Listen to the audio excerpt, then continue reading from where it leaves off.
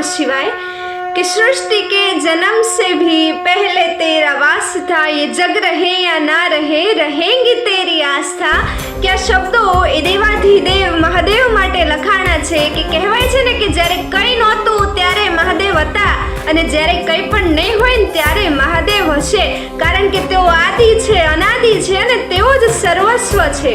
કે મિત્રો આમ તો મહાદેવ વિશે તો આપણે જેટલું કહીએ એટલું ઓછું છે કે કેટલું સુંદર જીવન ચરિત્ર છે એમનું અને કેટલું બધું શીખવા જેવું છે એમની પાસેથી।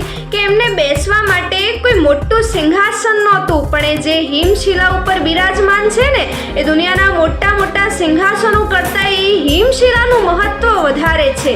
એમના રહેવા માટે કોઈ મોટો મહેલ નહોતો, પણ એ જે કૈલાશ પર્વત ઉપર બિરાજમાન હતા ને એ કૈલાશ પર્વતનું મહત્વ એ મોટા મોટા મહેલો કરતાંય વધારે છે અને એ મોટા મોટા મહેલોએ એ કૈલાશ પર્વત આગળ તો સાવ સૂક્ષ્મ છે।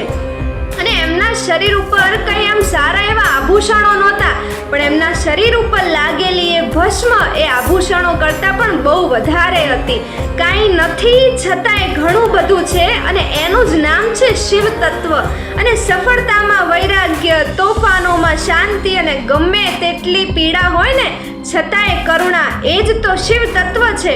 અને કહેવાય છે ને કે સમુદ્ર મંથનની ગાથા વર્ણવવી હોય તો કહેવાય કે જો દ્વંદ્વ દોનો लोक में विषामृत पे था छिड़ा, कि दो द्वंद्व दोनों लोक में विषामृत पे था छिड़ा, अमृत सभी में बांट कर प्याला विष का तूने पिया, कि प्याला विष का तूने पिया। ने आ छे आपड़ा देवाधिदेव महादेव। हर हर महादेव।